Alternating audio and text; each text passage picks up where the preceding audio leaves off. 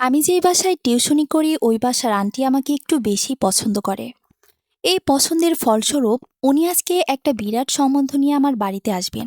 ওনার সাথে ওনার বোন এবং বোনের ছেলে স্বয়ং উপস্থিত থাকবে।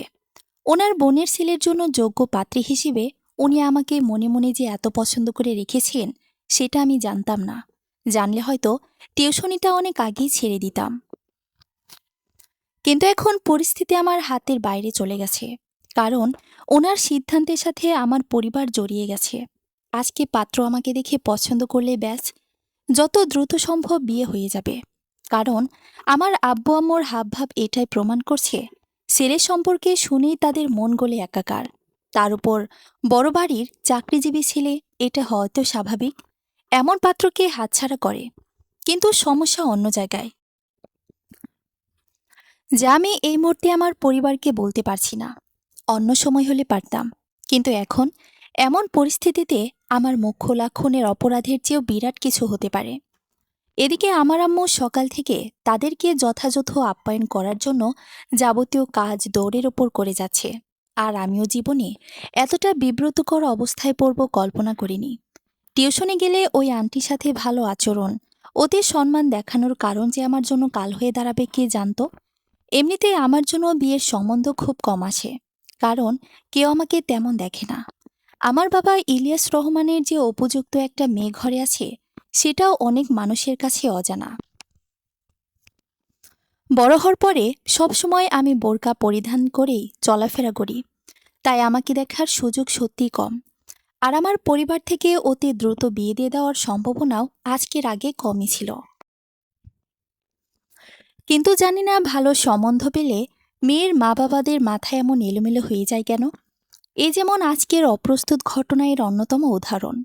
আমার যে আব্বু ছোটবেলা থেকে আমাকে পড়ালেখা নিয়ে এত এত স্বপ্ন দেখিয়ে আছে, সেই বাবা আজকে বলে 5 বছর পর তুমি যখন নিজের পায়ে দাঁড়াবে তখনও এমন যোগ্যতার পাত্রকেই বেছে নিতে হবে। তাহলে কি দরকার খামুখা ফরজ কাজে দেরি করার?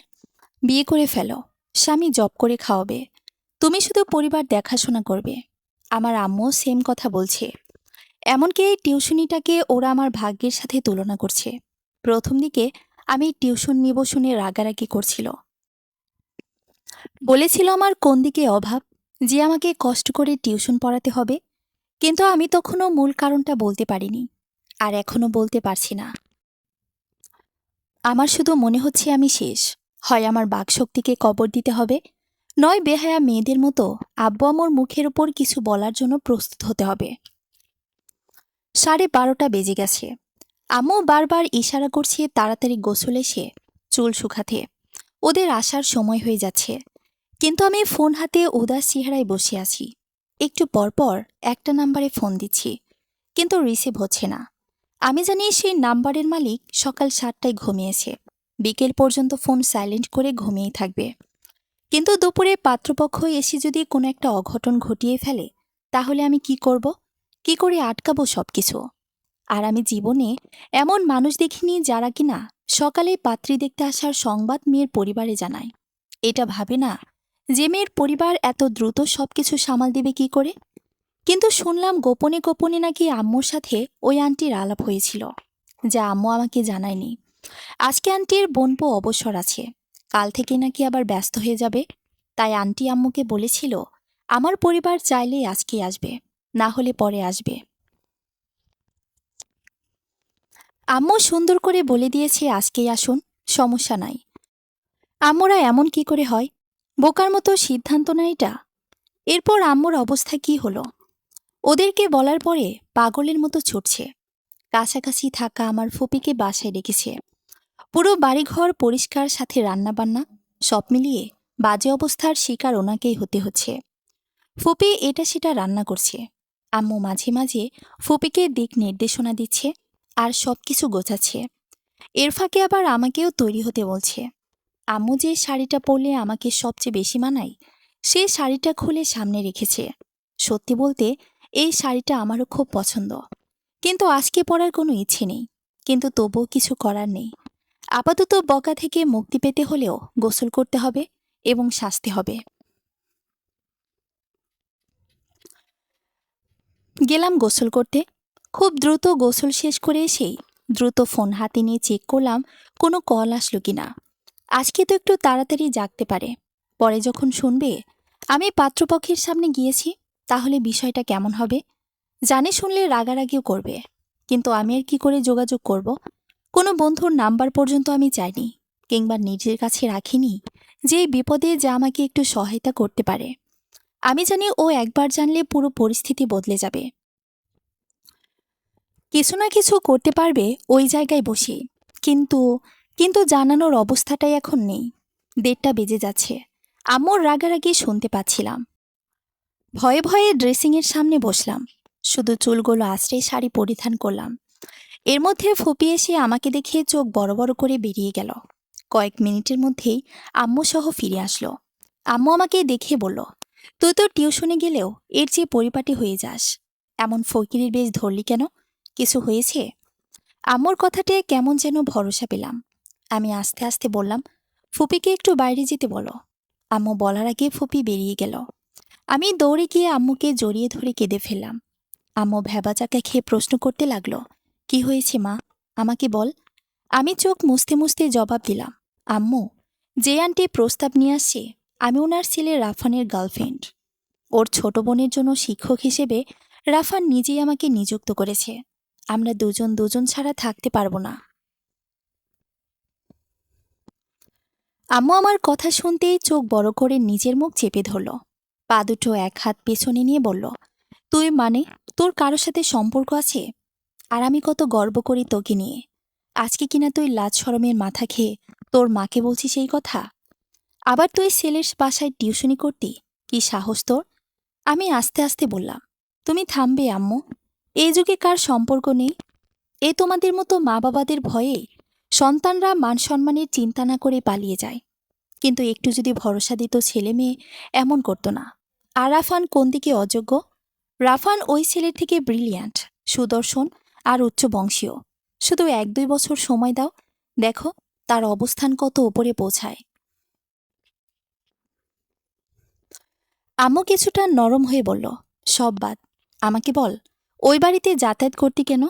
আমি কপাল চাপড়ে বললাম, এটাই আমার ভুল। সবকিছু রাফানের কুবুদ্ধি। যদিও পড়ালেখার জন্য সে শহরের বাইরে থাকে, কিন্তু সে আমাকে অবগত করেছে যে টিউশনির মাধ্যমে ওর মায়ের কাছাকাছি যেন ওনার মন জয় করে নিতে পারে।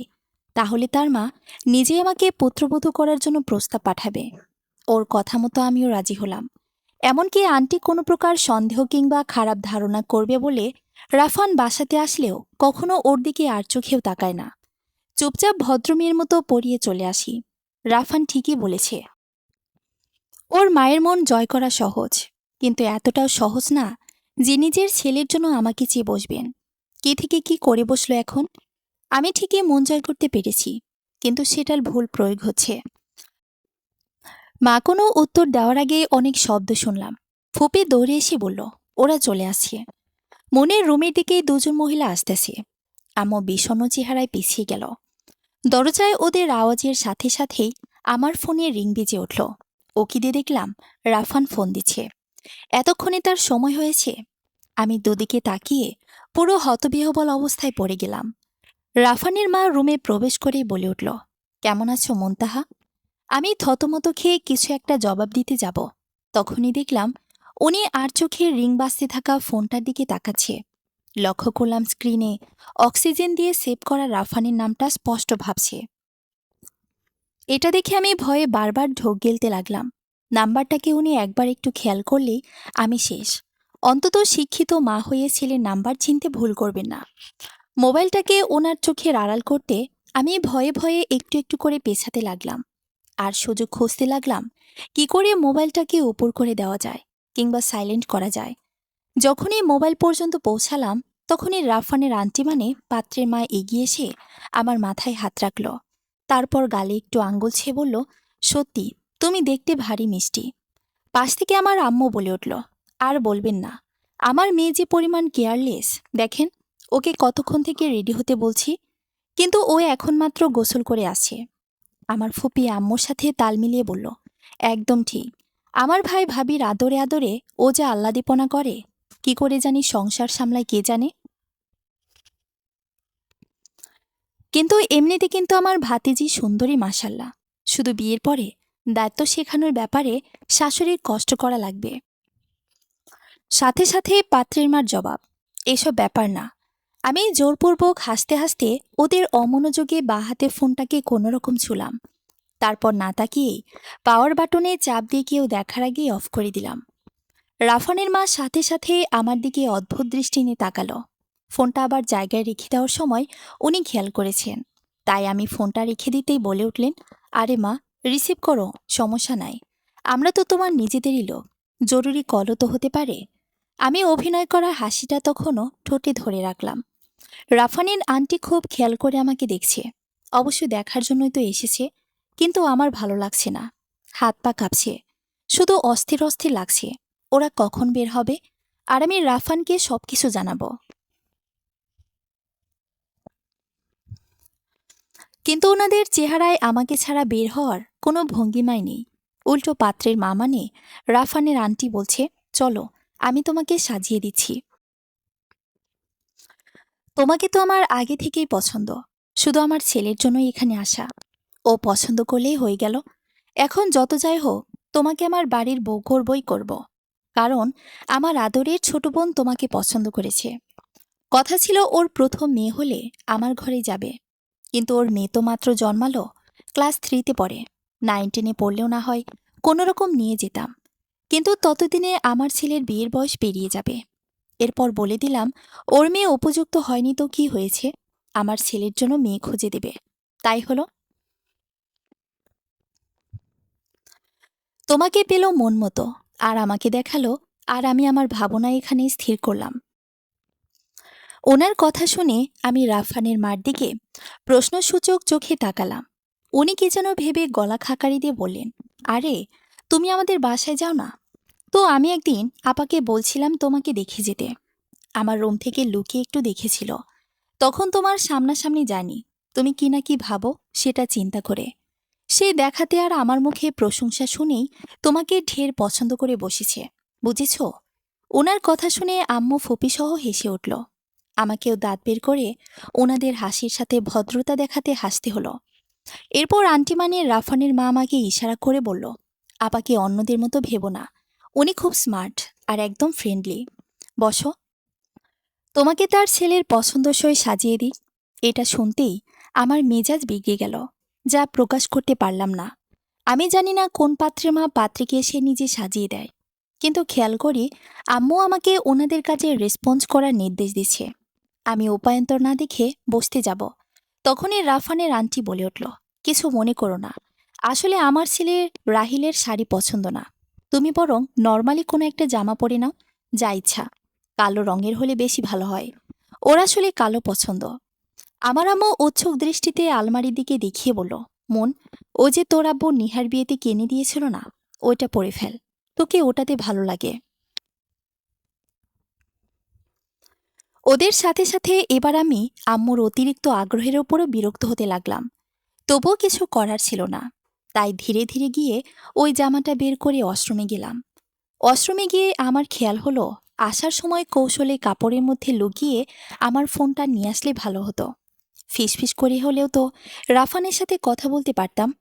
সে সময় আবার মাথায় আসলো, আমি ওকে কোনো টেক্সট করিনি কেন। শিট, আমি অন্তত সবকিছু খুলে বলে রাখতে পারতাম।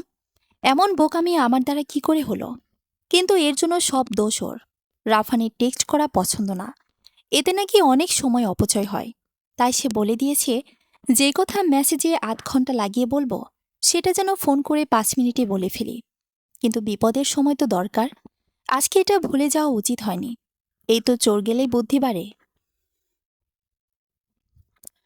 ভাবছিলাম আবার দরজা খুলে গিয়ে মোবাইলটা নিয়ে আসব, আর এ সময় রাফানকে কল দিলেই পাওয়া যাবে, কারণ ওর ঘুম ভেঙে গেছে মানে ফোন জেনারেল মোডে। কিন্তু এখন বের হয়ে সামনে থেকে ফোন আনলে বা ওরা কি ভাববে? রাফানের মায়ের সামনে খারাপ হওয়াটাও আমার জীবন মরণের রিস্ক। উল্টাপাল্টা ধারণা হলে বোনপো যেমন তেমন ছেলের জন্য তো একেবারেই মানবে না। নিরুপায় আমি উপায় না দেখে শাড়ি বদলে জামা পরলাম। পরার পরেও বের হচ্ছিলাম না। আমার বের হতে কেন জানি ইচ্ছে করছিল না। দরজার সামনে চুপ করে দাঁড়িয়ে আছি। এর মধ্যে আম্মু কয়েকবার ডেকে বলেছে, কি রে, আর কতক্ষণ লাগবে? শেষ হয়েছে? আমি কোনো শব্দ করিনি, কিন্তু দরজায় দাঁড়ানোর মিনিট তিনেক পর শুনতে পেলাম রাফানের মা বলছে, আরে আরে আপা, আমার রাফান ফোন দিচ্ছে। ওকে তো জানাতেই ভুলে গেছি আমি পাত্রী দেখতে বাসার বাইরে আছি। টের পেলাম কথা বলার জন্য উনি রুম থেকেই কিছুটা দূরে চলে যাচ্ছেন, কারণ ওনার গলার আওয়াজ ছোট হয়ে আছে। আমি আর একটু দেরি না করে দরজা খুলে বের হয়ে গেলাম। বেরিয়ে দেখি আন্টি বারান্দার দিকে অগ্রসর হচ্ছে, আর আমার আম্মু ওনার দিকে হাঁ করে তাকিয়ে আছে। আম্মু তো ইতিমধ্যেই জানে এই রাফানের সাথে আমার সম্পর্ক, তাই সবকিছুই আম্মুর কাছে অদ্ভুত ঠেকছে। আমিও পাত্রের মাকে একদম খেয়াল না করে দ্রুত বারান্দার দরজার কাছাকাছি চলে গেলাম। শুনলাম আন্টি বলছে, আমরা এখনো খাইনি, পাত্রীকে তৈরি করতেছি। আচ্ছা, তুই তাহলে ফ্রেশ হয়ে খেয়ে নে, পরে তোকে এই সম্বন্ধ নিয়ে আপডেট দিব। আমি হতভম্ব হয়ে গেলাম। উনি এটা কেন বলেনি যে ওর বোন রিক্তার ম্যামকেই পাত্রী হিসেবে দেখতে এসেছে? তাহলে তো রাফান বিষয়টা জানতে পারত। উনি ঘুরে দাঁড়ানোর আগেই আমি এখান থেকে সরে গেলাম। পাত্রের মা আমার দিকে তাকিয়ে বলল, কোনো সমস্যা? ওখানে দাঁড়িয়ে আছো কেন? এবার তো একদম ঠিক আছো, আর কিছু দরকার নাই। তবে চাইলে একটু কাজল আর লিপস্টিক দিতে পারো। এরপর আমাদের সাথেই চলো, একেবারে রাদীপ দেখে নেবে। দরকার হলে তোমরা নিজেদের মধ্যে একটু কথা বলে নেবে। আমার বিশ্বাস তোমাকে অপছন্দ করার ছেলে রাদীপ নয়। আমি কাজল হাতে নিয়ে অসহায় চোখ করে সবার দিকে তাকিয়ে আছি। আমার চোখে পানি টলমল করছিল, তবুও কোনো রকম আটকিয়ে বললাম, আমি কাজল দিতে পারি না। চোখে পানি চলে আসে। বলতে বলতে গাল বেয়ে পানি গড়িয়ে পড়ল। কাজল দিলে আমার আসলে কিছুই হয় না, কিন্তু এমনিতেই এই মুহূর্তে আমার খুব কান্না পাচ্ছিল, তাই এভাবেই একটু কান্নার সুযোগ খুঁজে নিলাম। আম্মু এবার আর হাসছে না, একটু বিষণ্ণ চেহারায় আমার দিকে এগিয়ে বলল, কিচ্ছু লাগবে না, এমনি চল। সাদাসিধা অবস্থায় দেখানোটাকেই ভালো বলে মনে করি। রাফানের মা এটাতে সম্মতি দিলেও আমার ফুপু আর পাত্রের মা এটাতে একটু বিচলিত, তবুও কিছু বলল না। রাফানের মাকে লক্ষ্য করে বলল, চলো আমরা যাই, আর আপনারা আপনাদের মেয়েকে নিয়ে আসুন, বলেই বেরিয়ে গেল। আমি আবার আম্মুকে জড়িয়ে ধরে কেঁদে ফেললাম। আম্মু মাথায় হাত রেখে শান্ত করার চেষ্টা করে বলল, কিচ্ছু হবে না, এই অবস্থায় পাত্র তোকে মোটেও পছন্দ করবে না। চল, দেখলে বিয়ে হয়ে যায় না। এমনিতেও ওরা সবাই সন্দেহজনক চোখে দেখছে, আর পাগলামি করিস না। আমি আম্মুর কথা শুনে ভরসা পেলাম। ধীরে ধীরে বের হলাম। ফুপু দৌড়ে গিয়ে আগে থেকে তৈরি করে রাখা শরবত সাথে হালকা নাস্তা সামগ্রী এনে আমাকে দিয়ে বলল, আয়, তাড়াতাড়ি আয়। আমি মাথা নিচু করে গিয়ে বসলাম। রাফানের মা উঠে এসে আমার মাথা তোলার চেষ্টা করল আর বলল, রাদিফ, মাশাল্লাহ বলো। কিন্তু এ কি? আমাকে দেখার সাথে সাথে আমার সামনে বসে থাকা পাত্র উঠে দাঁড়িয়ে গেছে। আমি এতে অবাক হয়ে কিছু ভাবার আগে সে জোর গলায় বলে উঠল, ছি আন্টি, এসব কি? আমি আমার ছোট ভাইয়ের প্রেমিকাকে কি করে বিয়ে করব? এই কথা শুনে উপস্থিত সবাই পুরো স্তব্ধ হয়ে গেল। আর সাথে সাথে রাফানের মা ছিটকে নিজের হাত আমার থেকে সরিয়ে নিল। রাদিফের হঠাৎ এই সত্যপ্রকাশ সবাইকে চমৎকৃত করেছে। আমার আব্বুর চোখ বড় করে উঠে দাঁড়িয়েছেন। রাদিফের মা তো সবার আগেই দাঁড়িয়ে গেছে। শুধু আমি আর আমার আম্মু চুপচাপ জায়গা মতোই বসে আছি। কিন্তু আমি দেখতে চুপচাপ হলেও আমার বুকের কম্পন বেগতিক হারে বাড়ছে। না জানি এসব শুনেই খেপে গিয়ে রাফানের মা আমাকে অপমান করে চলে যায়। একবার মুখ ফিরালে তো আমি শেষ। এর মধ্যে রাদিফের মা প্রশ্ন ছুড়ল, মুনতাহা তোর কোন ছোট ভাইয়ের প্রেমিকা? তোর তো আপন কোনো ভাই নেই। রাদিফ কেমন যেন একটা চোখে আমাকে একবার দেখল, তারপর সামনের রাগান্বিত মুখটাকে খেয়াল করল। সেটা হলো রাফানের মা। ওনার হয়তো এসব শুনে এখন নাক কান কাটা অনুভূতি হচ্ছে, কেননা আমার এত প্রশংসা করে সম্বন্ধ নিয়ে আসেন। এখন যদি এসে এইসব শুনে, অপমানটা ওনারই বেশি হওয়ার কথা। কিন্তু রাদিফের কণ্ঠস্বর নিচু হলো। সে আমতা আমতা করে বলল, মানে আম্মু, ইউনিভার্সিটির এক ছোট ভাই, আমার মনে আছে, সে মুনতাহাকে অনেক পছন্দ করত। কিন্তু মুনতাহা করত কি না আমি আসলে। এ কথা শুনে রাফানের মার মুখে আবার হাসি ফুটে উঠল। হি হি হি আওয়াজ তুলে বলল, দূর রাদিফ, তুই তো এত বোকা, আমি আগে জানতাম না। মানুষ এভাবে আচমকা কিছু বলে ওঠে। আমি তো ভয় পেয়ে গিয়েছিলাম। কোথাকার কোন ছোট ভাই?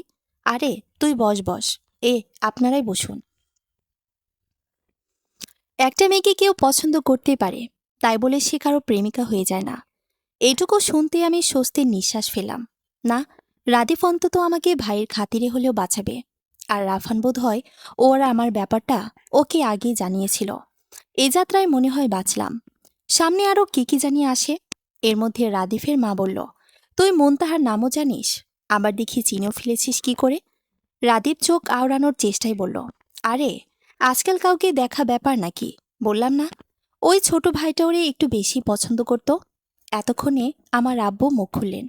সামনে এগিয়ে এসে রাফানের মার উদ্দেশ্যে বললেন, আচ্ছা আপা, এসব বাদ দিয়ে এবার কাজের কথা আগান। এসব কিছু থাকেই টুকটাক। রাফানের মার দিকে তাকিয়ে রাদীপ বলল, আচ্ছা, আপনারা নিজেদের মধ্যে কথা বলুন। আমি মুনতাহার সাথে কথা বলতে চাই। আন্টি যদি অনুমতি নিয়ে দিতেন। রাফানের মা মুচকি এসে জবাব দিলেন, নিশ্চয়ই নিশ্চয়ই, ওর মা কিছু বলবে না। তোমরা যাও, ওইদিকের ঘরটায় বসে কথা বলো। আমি এবার আস্তে আস্তে উঠে রাদীপ ভাইয়ার পেছনে পেছনে যেতে লাগলাম। সবার থেকে আড়াল হতেই উনি রেগে বলল, এসব কি? তুমি রাফানকে এভাবে ঠকাচ্ছ? তুমি ওর সাথে সম্পর্ক থাকা অবস্থায় কিনা পাত্রপক্ষের সামনে গেছ? জানো, রাফান শুনলে কতটা কষ্ট পাবে। আমি ভয়ে ভয়ে বললাম, আমি নিরুপায় ছিলাম ভাইয়া। আপনি প্লিজ আমাকে একটু ওর সাথে কথা বলার সুযোগ করে দিবেন। দুপুর পর্যন্ত সে ঘুমিয়েছিল। আমি কিছু বলার সুযোগ পাইনি। আপনি তো তা ভালো করেই জানেন। আপনার আন্টি আজকে সকালে আসার কথা আমাদের জানিয়েছে। রাদীপ আশেপাশে পায়চারি করতে করতে মাথা নাড়ল। এরপর পকেট থেকে ফোনটা বের করে কানে ঠেকাল। ৩০ সেকেন্ডের মাথায় ভ্রুকুচকে রাগান্বিত স্বরটাকে আরো রুক্ষতর করে বলল, শালা, তুই ঘুমিয়ে থাক। একদিন হঠাৎ করে শুনবি তোর প্রেমিকা অন্য বাড়ির বউ হয়ে গেছে। রাফান বিস্তারিত জানতে চাইলে রাদীপ ফোনটা আমার হাতে দিয়ে বলল, তুমি বলো সবকিছু। আমি ভয়ে ভয়ে কিছু বলতে যাওয়ার আগেই রাফান বলতে লাগলো, মন, এসব কি? রাদী ভাইয়া তোমাদের বাসায় কেন? আম্মু বলছিল রাদী ভাইয়ের জন্য পাত্রী দেখতে গেছে। আমি জবাব দিলাম, আরে এইটা জিজ্ঞেস করা লাগে তোমার? পাত্রী হিসেবে তো আমাকেই দেখতে আসছে তোমার মা। আরও মন জয় করার কথা বলবে তুমি? বলবে? দেখো, মন জয়ের প্রভাব কোন দিকে গিয়ে পড়েছে। আমি সকাল থেকে তোমাকে বলার জন্য এত ট্রাই করছি, কিন্তু তুমি তো ফোন সাইলেন্ট করে ঘুমানো লাগে। আর কত কিছু হয়ে গেলে চোখ খুলবে তোমার? কত জরুরি দরকার থাকতে পারে না? রাদীপ ভাইয়ের জায়গায় অন্য কেউ থাকলে কি হতো? রাফান গলা খাকারিতে বলল, মন, সরি, আর কখনো এটা করব না। তুমি প্লিজ মাকে কোনো কৌশলে আটকাও। এই কথা শুনে আমি রেগে গেলাম। জবাব দিলাম, আচ্ছা, তুমি পাগল? তুমি কি চাও? আমি কিছু বলি আর তোমার মা আমাকে চিরদিনের জন্য ঘৃণার পাল্লায় তোলো? এইটুকু হিতাহিত জ্ঞান তোমার নাই কেন রাফান? আমি কিছু করতে পারলে তো তোমাকে জানাতামই না। এটা যদি তোমার পরিবারের সাথে সম্পৃক্ত না হতো, আমি তোমার জন্য সম্বন্ধ খেয়ে যে করে হোক ফিরিয়ে দিতে পারতাম। কিন্তু আন্টিকে ফেরানো মানেই অপমান করা হবে। আর এই অপমানের আঘাতে আন্টি আমার থেকে একেবারে মুখ ফিরিয়ে নেবে। প্লিজ বোকার মতো কিছু বলো না। তুমি সব কিছু সামলাও। আমি জানি না। রাফান ভ্যাবাচাকা খেয়ে গেল। সে কিছু বলার মতো পাচ্ছে না। তাই বলে উঠল, রাদীপ ভাইকে দাও। রাদীপ ফোন নিয়ে বলল, ভেতরে এত জড়তা থাকলে কোন হিসেবে সম্পর্ক করেছিলি ভাই? যা, তোরা কিছু না করলে আমিও পারবো না কিছু করতে। মা আন্টি যা করে আমিও তাই করব। বলেই ফোন কেটে রাদীপ হনহন করে বেরিয়ে গেল। আমি চুপচাপ বসে রইলাম। এতটা অসহায় তো আমাকে গ্রাস করবে আমি কল্পনাও করিনি। এরপর ওদের মধ্যে কি আলোচনা হয়েছে আমি জানি না। শুধু দেখেছি দুপুরের খাবার বিকেল 3:30টায় খেতে বসছে। মা ফুপি সবকিছু এগিয়ে দিচ্ছে। এরপর বিদায় নিল 4:30টায়। তার আগে রাফান এবং রাদিফের মা আমার হাতে একটা খাম ধরিয়ে দিয়ে গেছে। বোধহয় এর মধ্যে টাকা আছে, কিন্তু আমি খুলে দেখিনি। ওরা যাওয়ার পরেই আমি মাকে জিজ্ঞাসা করলাম, শেষে ওরা কেমন ইঙ্গিত দিয়েছে? বিয়ের আলাপ কত দূর? মা চুপসানো চেহারায় বলল, মতিগতি ভালো না। বিয়ে হয়ে যাবে মনে হচ্ছে। আর তোকেও এটাই মানতে হবে। এ বিয়ে ভাঙলেও তুই রাফানকে পাবি না, না ভাঙলেও পাবি না। আমি কাঁদো কাঁদো চেহারায় রুমে চলে গেলাম। রাফান আজকে বাড়ি আসবে। জানি না এসে কি করতে পারে। কিন্তু রাফান জানে সম্পর্কের কথা শুনলে ওর মা আমাকে মানবে না, বলবে এই মেয়ে ছদ্মবেশী, আরও কে জানি ভেতরে ভেতরে করে রাখছে। পরের দিন দুই পক্ষ থেকে স্থির সিদ্ধান্ত জানানোর কথা। রাতে রাফান তাদের বাড়িতে আসলো, কিন্তু সে অসহায়। আমাকে ফোন দিলেও আশাজনক কিছু বলতে পারল না। ওর মাকে গিয়েও কিছু জানাতে পারল না। ওর মনে হচ্ছে আমাদের মধ্য থেকে কিছু হলেই সব শেষ। ওর মা ওর কথাতেও রেগে যাবে, আমাদের কথাতেও। অতঃপর পরের দিন সন্ধ্যায় আব্বুর আগ্রহের সাথে পাত্রের বাড়িতে ফোন দিচ্ছে। আব্বু আমার আর রাফানের ব্যাপারে কিছু জানে না, তাই সম্বন্ধের প্রতি ওনার বেশি টান। আম্মু আব্বুর কাছে বসে আছে, কিন্তু কিছু জানায়নি। আর আমি লুকিয়ে শোনার চেষ্টা করছি। ফোনে গিয়ে সিদ্ধান্ত জানাই। আমার হাত পা তরতর করে কাঁপছে, না জানি কি বলে বসে। বিয়ের তারিখ করার ঘোষণা দিয়ে দিলে তো পরিস্থিতি সম্পূর্ণ হাতের বাইরে চলে যাবে। কিন্তু দুইবার রিং হওয়ার পরেও কেউ রিসিভ করলো না। আব্বু ফোন রেখে সোফায় হেলান দিয়ে বসল। 3 মিনিট পরে আব্বুর ফোনের রিং বেজে উঠল। সাথে সাথে আমিও লাফিয়ে উঠলাম। কি জানি এখন শোনাই। আব্বু ফোন কানে নিয়ে জোরে জোরে বলল, কি আপা, আপনার বোনের জামাই আর তার বোনকে তো ফোন দিচ্ছিলাম, রিসিভ করছে না। আম্মু আব্বুকে ইশারা করল লাউড স্পিকার বাড়িয়ে দিতে। আব্বু লাউড বাড়াতেই আমি আরেকটু এগিয়ে গেলাম। শুনলাম রাফানের মা বিষণ্ণ স্বরে বলছে, আসলে কিভাবে যে বলি ভাই সাব, ওই রাতিফ আছে না, ও নাকি এখন কোথা থেকে এক পছন্দের মেয়ে বের হয়েছে। আমি আপনাদের নিজের লোক বলে সরাসরি বলে দিচ্ছি। ও সরাসরি বলে দিল সে মুনতাহাকে বিয়ে করতে পারবে না, বিয়ে করলে ওই মেয়েকেই করবে। কিন্তু আমি আপনাদের আশাহত করব না। আপনারা আমাকে একটু সময় দেন। আমি আমার ছেলের সাথে কথা বলে মুনতাহাকে আমার ঘরের বউ করার সর্বোচ্চ চেষ্টা করব। চিন্তা করবেন না। আমার ছেলে চাকরি না করলেও কোনো অংশে কম না। আম্মু বড় চোখ করে নিজের উচ্চ শব্দে হাসিটাকে দুহাতে চেপে ধরল। আর আমি কেঁদেই ফেললাম একদম। আমি প্রথমবারের মতো হাসতে গিয়ে কেঁদে ফেলেছি। এদিকে আম্মুকে দেখে মনে হচ্ছে উনি যেন আমার চেয়েও বেশি খুশি। আম্মু আসলে জানে পছন্দের মানুষটাকে বিয়ে করতে পারাটা আসলে কতটা আনন্দের। ইতোমধ্যে আব্বু ফোনে বলছে, এ কি আপা, আপনি কি দয়া দেখাতে চাচ্ছেন? আপনার ছেলের সাথে বিয়ে দিতে হবে কেন? আপনি এই সম্বন্ধ নিয়ে এসেছিলেন, আমরা যথাযোগ্য মনে করেছিলাম, তাই মেয়ে দেখিয়েছি। তাই বলে এই না যে বিয়েটা হতেই হবে। আমার মেয়ের জন্য পাত্রের অভাব হবে না। আম্মু দেখছিল আব্বু রেগে যাচ্ছে, রাগারি কথা। এভাবে দেখে গিয়ে এসব বলাটা অপমানজনক। কিন্তু আম্মু আব্বুর হাত চেপে ধরে ইশারা করছে রাগারাগি না করে ভেবে দেখার কথা বলতে। আব্বু আম্মুর দিকে ভ্যাপাচাকা খেয়ে কিছুক্ষণ তাকিয়ে রইল। তারপর কে যেন ভেবে বলল, আচ্ছা, তবে আমার মেয়েকে আপনার কাছাকাছি রাখার যদি এত ইচ্ছে থাকে, তাহলে আপনি কথাবার্তা বলে রাখতে পারেন। তবে আপনার ছেলের মর্জি হওয়াটা মুখ্য। এবার ঠিকঠাক জিজ্ঞেস করে আনবেন আশা করি। পরে গিয়ে যেন না শুনি যে অন্য জায়গায় পছন্দ আছে।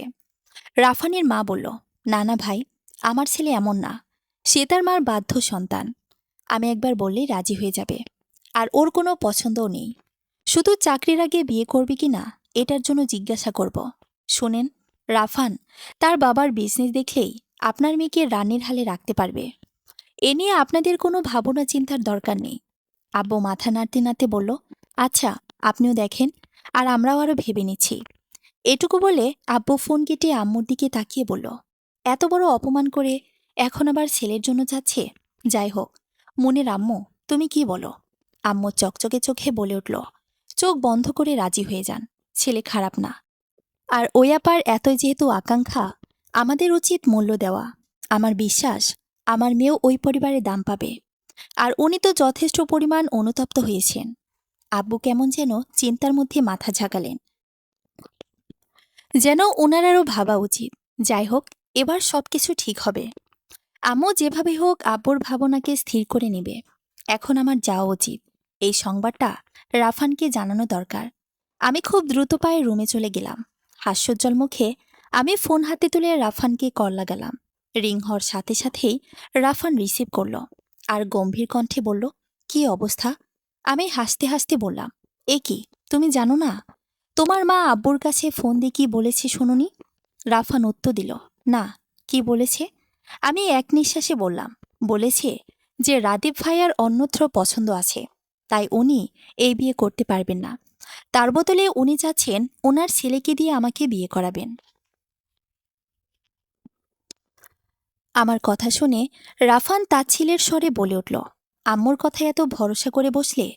এদিকে খালামণি বলে দিয়েছে একদিনের মধ্যে পছন্দের মেয়েকে ওনার সামনে আনতে না পারলে রাদি ভাইকে ওনার পছন্দে বিয়ে করতে হবে। মানে তোমাকে। আমার মা বিশ্বাস করছে যে আসলে কেউ আছে, তাই তোমাদেরকে এই কথা বলেছে, তোমাদের কাছে লজ্জা পাওয়ার ভয়ে। কিন্তু রাদি ভাইয়াকে আন্টির সন্দেহ হচ্ছে। ওনার ভাষ্যমতে রাদি ভাই মিথ্যে বলছে, না হলে হাসি মুখে কেউ পাত্রী দেখতে গিয়ে ফিরে এসে এসব বলে। আর আসলেই তো ভাইয়ার কোনো মেয়ের পছন্দের মেয়েই নেই। আর একদিনে কাকে ধরে আনবে? কি করবে ভাই? বুঝতে পারছো বিষয়টা কোথায় গিয়ে দাঁড়িয়েছে? আমি ঢোক গিলতে গিলতে বললাম, তোমার মা ঠিকই বলেছে। তোমার আন্টি স্মার্ট, ওভার স্মার্ট। এত পেঁচালো চিন্তা একটা মহিলার মাথায় কি করে আসতে পারে? ওনার ব্যাপারে না শুনলে আমি ধারণাই করতে পারতাম না। রাফান আমাকে থামিয়ে দিয়ে বলল, এসব বাদ দাও, বিশ্বস্ত আর ভালো মনের সুন্দরী মেয়ে খুঁজে দাও, দ্রুত লাগবে। আমি চুপ করে গেলাম। চোখ বন্ধ করে খুঁজছি আমার চেনা জানা কে আছে যার কোনো বয়ফ্রেন্ড নেই, দেখতে শুনতে ভালো। না, এমন কাউকে পাচ্ছি না। একজন আছে, কিন্তু তাকে পছন্দ করবে কিনা কে জানে। অন্যদিকে তার পরিবারও আবার জটিল, এসব শুনলে খবর আছে। আমি জবাব দিলাম, এই একদিনের বিষয়টা কি সারা জীবনের উপর নির্ভর করছে? রাফান জোর গলায় বলল, আরে হ্যাঁ, খালামণি এমন আছে নিজে বসে থেকে বিয়ে পড়িয়ে দিয়েছে। শোনো, দেখতে মোটামুটি হলেও হবে, শুধু ভালো চরিত্রের হওয়াটাই জরুরি। আমার ভাই কিন্তু এমনিতে অনেক ভালো। আর এটা খেলার ছলেও বিয়ে হবে না, পার্মানেন্ট হচ্ছে। আর না হলে আমরা কিন্তু শেষ।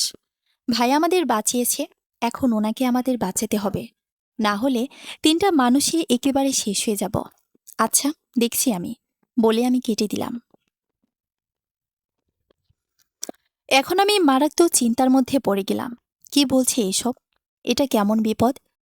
ওই মহিলা এত ডেঞ্জারাস, আল্লাহ! একদিনের মধ্যে পছন্দের মেয়ে নিয়ে হাজির হবে, না হলে উনি। না না, আমি ভাবতে পারছি না। যে করেই হোক, আমার আশেপাশে যারা আছে তাদেরকে জিজ্ঞেস করতে হবে। কিন্তু কাউকে কল্পনা করতে গেলেই আমার চোখে শুধু শ্রেয়ার মুখটা ভাসে। ও খুব ভালো মেয়ে, আমার জানা মতে ওর বয়ফ্রেন্ড নেই। আর পরিবারের দিকেও বেশ ভালো। ও এমন একটা পর্যায়ে গিয়ে বিয়ে করবে, একদিনে কি করে সম্ভব? তবু আমি জিজ্ঞাসা করার প্রয়োজন বোধ করলাম।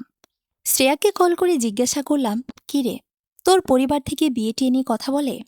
শ্রেয়া এটা শুনে হাসতে হাসতে বলল, রাতের বেলায় বিয়ে খেতে ইচ্ছে করছে তোর? আমি সিরিয়াস মুডে বললাম, আরে বল না ভাই, তোরে বিয়ে দিবি কিনা?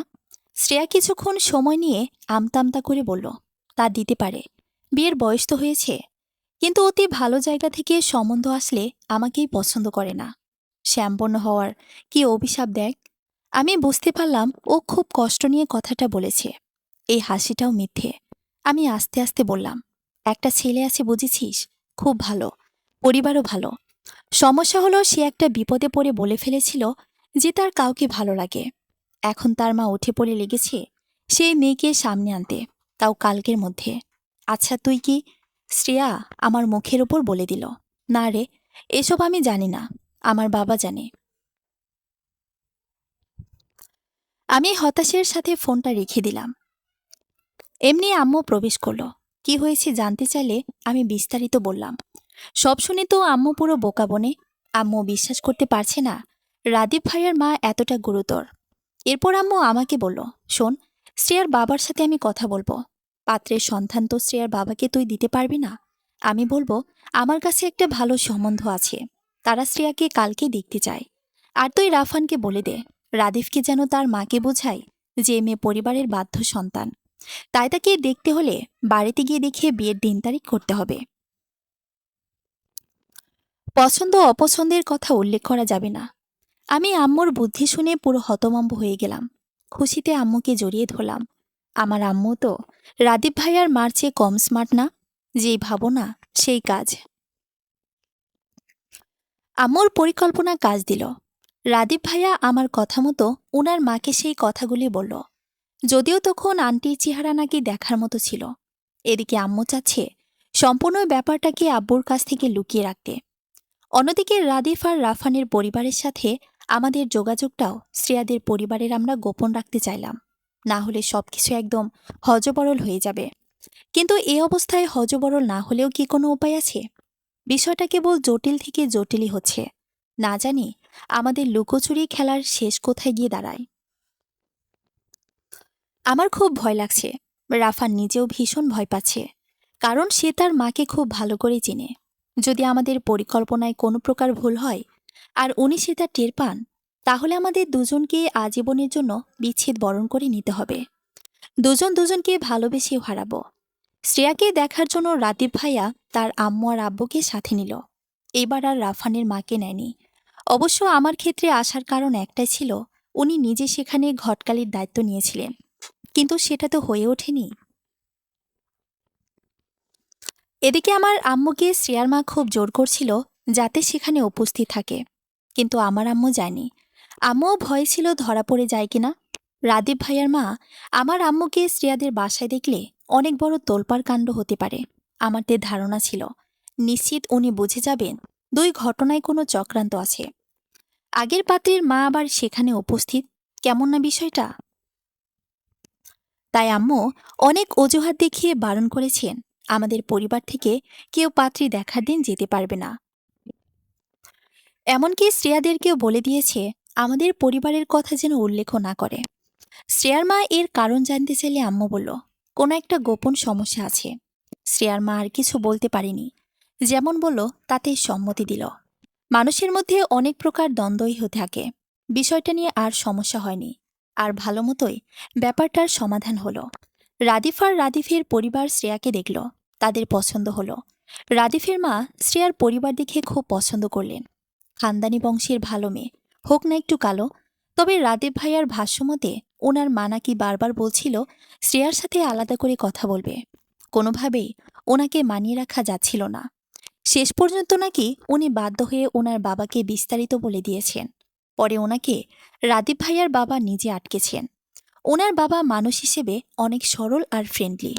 আমি বুঝতে পারছিলাম এমন একটা ঘটনা ঘটার সম্ভাবনাই ছিল। উনি ওনার সন্দেহ দূর করতে হলেও মেয়েকে উল্টাপাল্টা প্রশ্ন করে প্রমাণ চাইবেন, কিন্তু সেটা আর পারেননি। তার আগেই বিয়ের তারিখ ঠিক করে আসতে হয়েছে। যেমনটা ভেবেছিলাম তেমনটাই হয়েছে।